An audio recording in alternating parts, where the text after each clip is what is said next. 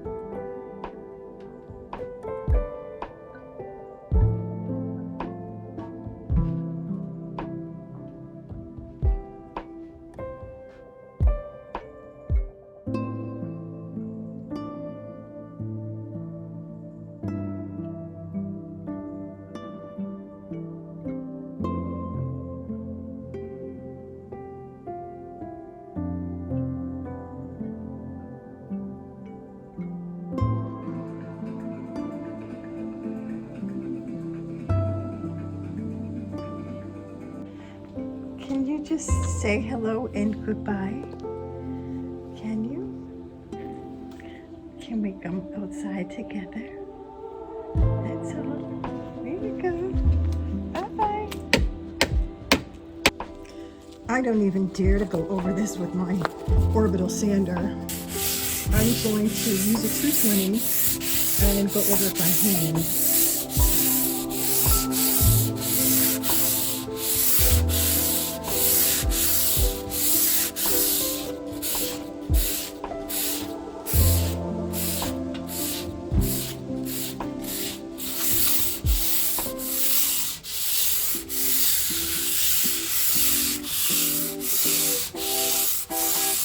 How about some music instead?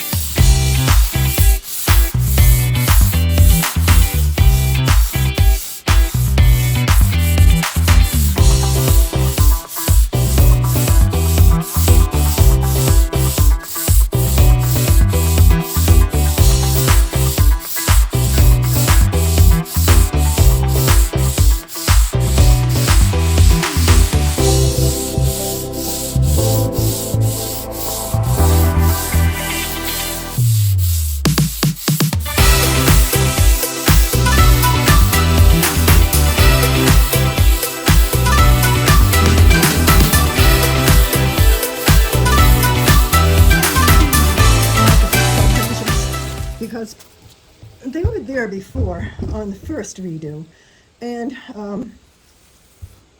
I'm hoping that this time will be like the last time, in that once I put the oil on, it will kind of hide those discolorations. I don't know what it's from.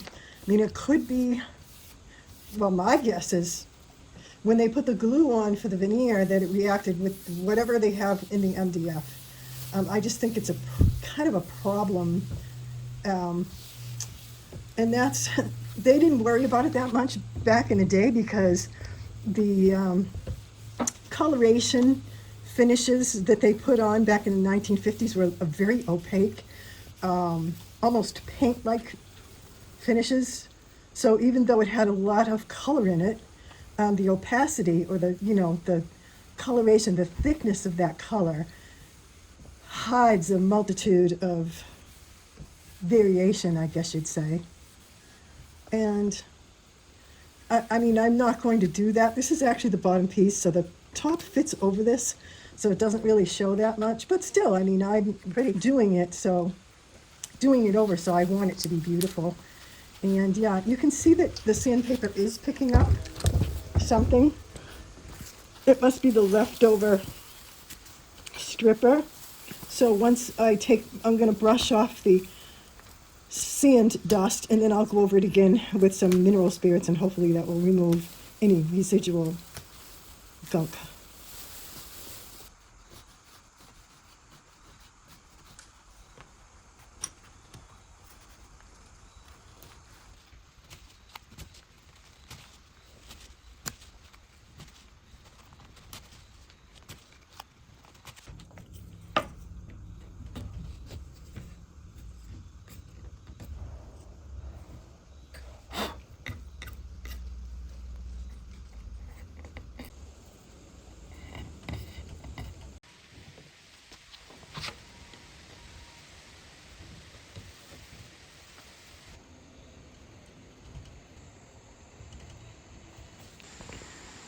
Definitely a meeting of the minds out there.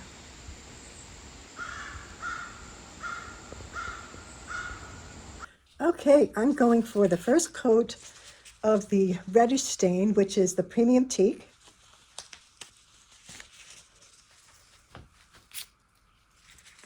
And it is oil.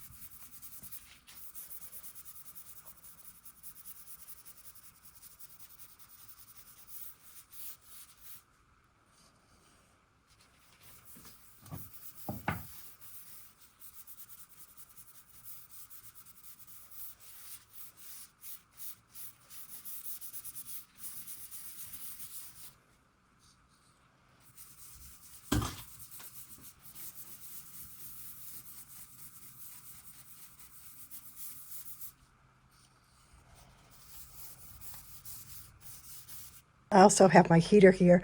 It's not bad right now. And by the time it gets cold tonight, I think this will be nice and dry. I mean, it looks dry. It's not. It's not really dry. It's still damp, and it's damp to the touch. But yeah, I'll come over early in the morning, throw the heat on for a little while, and make sure everything in here is nice and room temperature, and then we'll start the dark oil. So yeah, I put on a second coat of the stain. This time I used the caviar. I actually forgot to record it. So, but it's done. I had to turn the heat on a little bit this morning. I just shut it off. And I'm waiting for that to dry. I will do another coat of the caviar a little later on. So, yeah.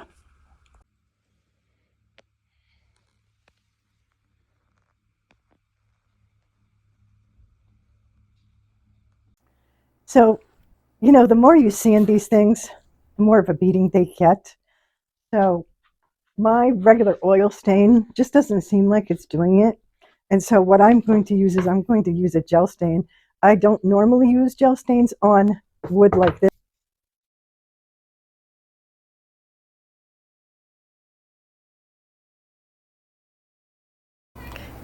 Yes, I'm sorry about the blurry recording. I don't know what happened, but this doesn't last.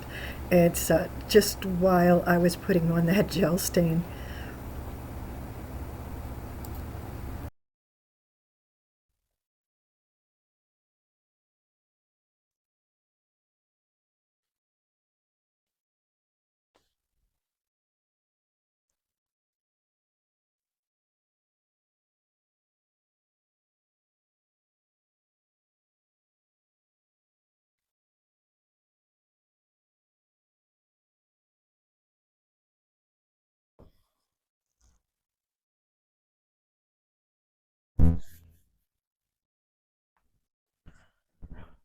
Okay, so that's actually really good. I am going to let that dry and see what it looks like. Perhaps one more coat. This is the Waterlox first part of this process. And I should have known at this point, like, oh, this is not going to work well. I should have put it in like a little container instead of trying to pour it out of that can.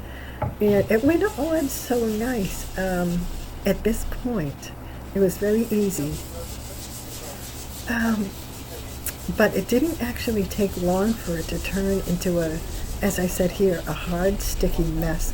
It was terrible, and I had a really hard time smoothing it out, and it just left a bunch of rough spots. It's like, are you kidding me? And the problem was when I looked up how to apply it, I saw different videos from the same company on, like, you put it on and wait an hour, or put it on and wipe it off. And what I should have done was wipe it off right away.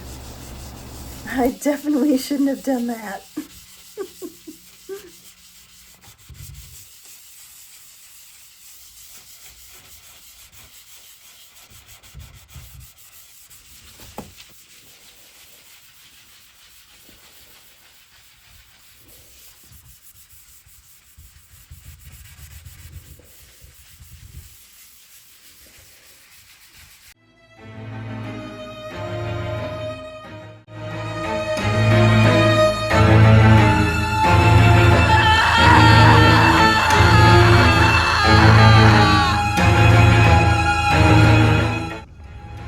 So I don't like the way that resin tung oil came out. It's awful. I have to take it down. Now, I took out a sander because I was going to sand the top of the thing that I was working on over there, which is all done now. And it slipped and hit the top of this, which I did not want. And it took a digger, not a digger, it just took, obviously it took some of the finish off. Now I'm going to sand it by hand, which is what I meant to do. And of course, when it happened, I went to grab it again and it cut my hand. Stupid. I don't know why I reached for it. It's not like a sharp thing usually, and you can touch them and it doesn't hurt you. But it just hit me just right with a brand new piece of sandpaper and just took 2 diggers out of my fingers. So anyway, I'm going to sand this down by hand. I'm going to do it off camera. It's just too boring. And I'm going to get it so that that tung oil finishes off, or at least the resin part of it. Fix any color that I have to. And I'm just going to use Odie's oil. I probably should have done it in the first place. I think the reason I didn't do it was because I thought, even though this system over here that I bought, the Waterlox dual system of doing the finishes, was $100 to buy that stuff. And the Odie's oil, I want to say, is about $68 for a little jar. And I had planned on only using it on like the finest antiques, but this is going to have it because I can't think of any other finish that would be appropriate. Nothing on this piece wants to stay. Nothing wants to live on this piece. So here we go. Hand sanding once again.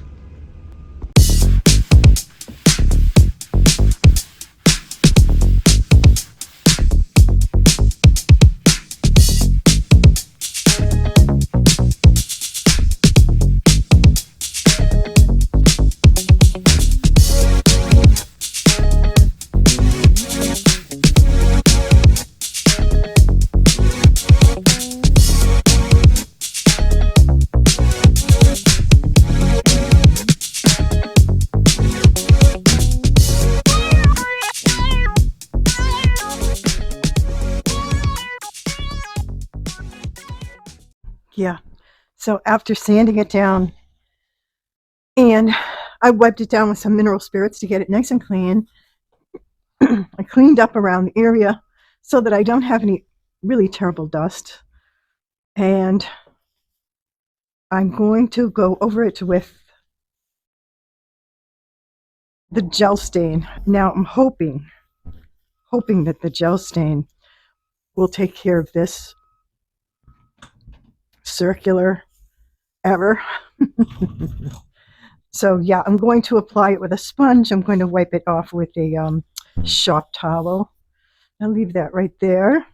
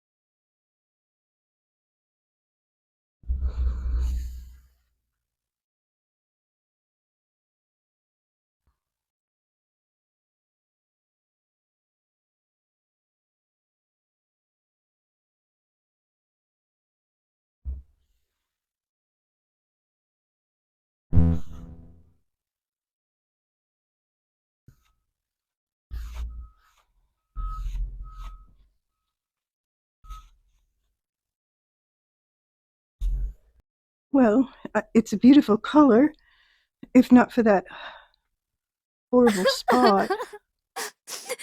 I don't know what I'm going to do with it because I can't sand down any farther than I already have because of the thinness of the veneer. So I have sanded it down safely. There's no feeling of this particular circle. Just don't really know unless it will dissipate with the Odie's oil. Yeah, I just don't know. I need to do one more coat of this gel stain anyway, so perhaps with the second pass it won't be so noticeable. And the good thing is it's basically underneath where the top cabinet sits. So such a shame. Such a shame. All right, we wait.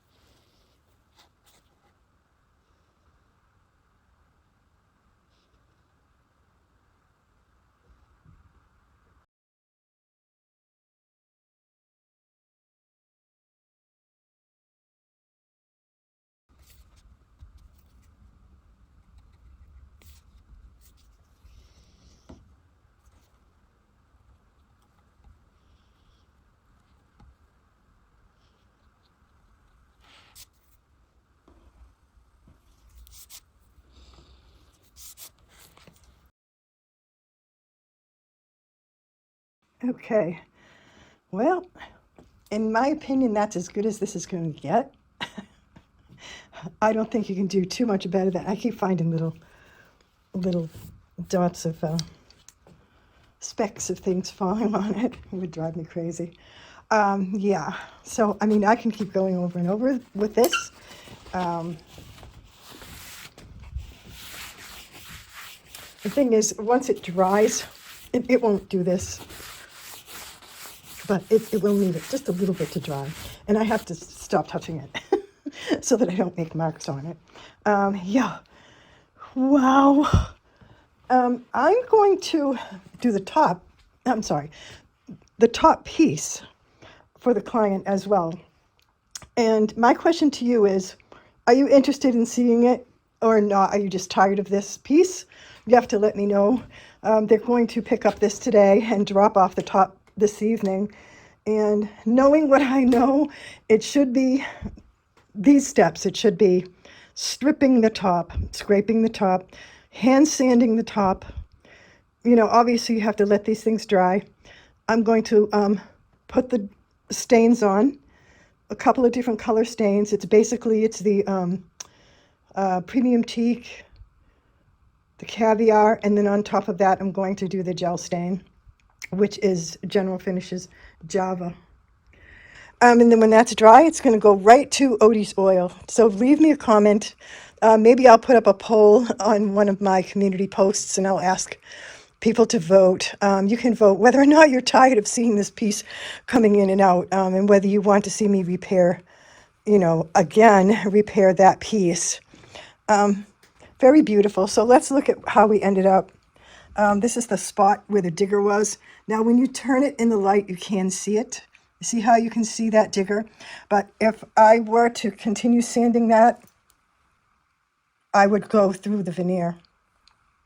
Also, I thought about putting heat on it, which that may have worked, but my fear was that the veneer is so thin and whatever glues they used underneath are so unfriendly. I didn't want to activate any of that ugly glue to come through. So these clients love this piece. Their next step actually is replacing the veneer on the top and getting new sheets of veneer. That's pretty much it. I think the sides are as good as they're going to get. You know, they are tenderly refinished, and to me they look gorgeous. It's just stunning. That was the piece that I had to repair that had a big hole in it. Not bad though. Yeah, I mean the piece has actually taken a beating. It's old, it's old. And I'm happy with it, which makes me happy. The only thing is I wish I hadn't done that, but other than that, I think, I gave it a good try. It's a learning curve when you're doing mid-century modern. That is not my thing. I'm so used to working with antiques, and I love veneers. I work with veneers, but they're usually over wood, and yeah, I'm more used to that, and it's a little bit friendlier of an experience. I think tonight once this dries even a little bit more, I'm going to see if I can't get a nice soft rag other than the paper towels, and something without lint, and see if I can't buff that down one more time, maybe in about an hour or two. So yeah, thank you so much for watching. I really appreciate it. I hope you enjoyed this nightmare. Thank you for sharing my nightmare.